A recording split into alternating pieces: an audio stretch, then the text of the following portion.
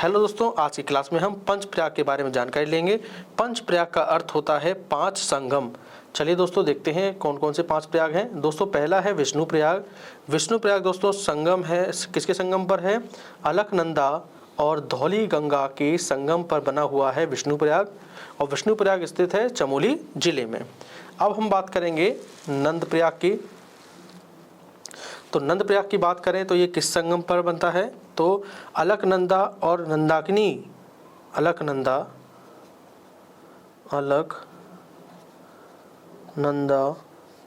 और नंदाकिनी के संगम पर, नंदाकिनी के संगम पर है नंद प्रयाग।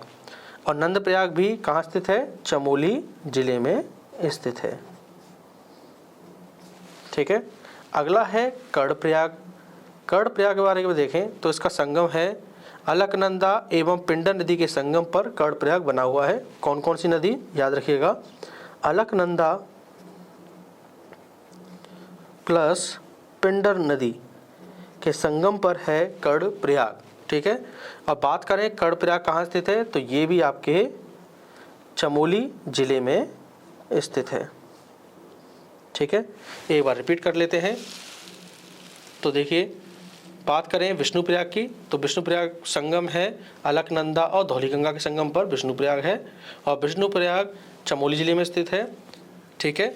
अलकनंदा एवं नंदाकिनी के संगम पर है नंद प्रयाग, ठीक है, जो कि चमोली जिले में स्थित है। कर्ण प्रयाग की बात करें तो कर्ण प्रयाग किसका संगम है? अलकनंदा और पिंडर नदी का। ठीक है। चलिए आगे देखते हैं। 3 हमारे प्रयाग कंप्लीट हो गए, अब चौथा देखेंगे।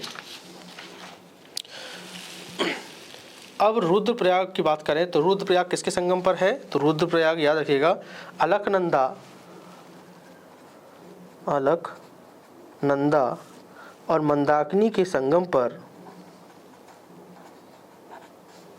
रुद्र प्रयाग है। और बात करें रुद्र प्रयाग कहाँ स्थित है, तो ये रुद्र प्रयाग में ही स्थित है, रुद्र प्रयाग में ही स्थित है। ठीक है। और आज का अंतिम प्रयाग है देव प्रयाग। ठीक है। देव प्रयाग की बात करें तो देव प्रयाग भागीरथी एवं अलकनंदा के संगम पर है। कई बार एग्जाम में पूछा भी गया है बार बार। भागीरथी प्लस अलकनंदा के संगम पर है देव प्रयाग। ठीक है। देखिए, भागीरथी और अलकनंदा जब मिल जाती हैं तो क्या बनती है? तो याद रखिए, गंगा बनती है। तो क्या प्रश्न बन सकता है एग्जाम में कि भागीरथी और अलकनंदा के संगम से कौन सी नदी बनती है? तो भागीरथी अलकनंदा के संगम से गंगा नदी बनती है। ठीक है, क्लियर हो गया। पंच प्रयाग का अर्थ आपको पता ही है। पंच प्रयाग का अर्थ क्या होता है, थोड़ा समझा देते हैं। पंच प्रयाग, ठीक है, देखिए पंच का अर्थ होता है 5, ठीक है, और प्रयाग का अर्थ होता है संगम। ठीक है, तो इसका मतलब क्या हो गया? 5 संगम। पंच प्रयाग का अर्थ है 5 संगम। ठीक है। प्रयाग की बात करें, प्रयाग किसे कहते हैं? तो देखिए प्राचीन काल में प्रयागराज को भी प्रयाग के नाम से जानते थे। याद रखिएगा, प्रयाग को प्राचीन काल में प्रयागराज के नाम से भी जानते थे। ठीक है। देखिए, प्रयाग का अगर हम अन्य नाम की बात करें तो प्रयाग का अन्य नाम है तीर्थराज। तीर्थराज इसका अन्य नाम है। ठीक है।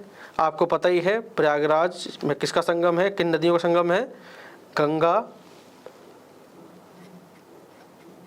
यमुना और अदृश्य सरस्वती का संगम है। ठीक है, सरस्वती विलुप्त हो चुकी है लेकिन गंगा यमुना का संगम अभी भी दिखाई देता है। ठीक है। और इन तीनों नदियों के जो मिलती हैं इनको क्या कहा जाता है? तो याद रखिए, इन तीनों नदियों के मिलने को त्रिवेणी कहा जाता है। ठीक है, क्लियर हो गया। पंच प्रयाग का क्या अर्थ है? 5 संगम। प्रयाग का अर्थ क्या है?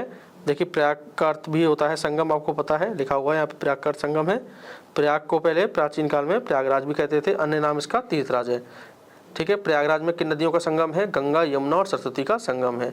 इन्हें क्या कहते हैं? इन नदियों के मिलने के स्थल को क्या कहा जाता है? इन नदियों के मिलने के स्थल को त्रिवेणी कहा जाता है। ठीक है।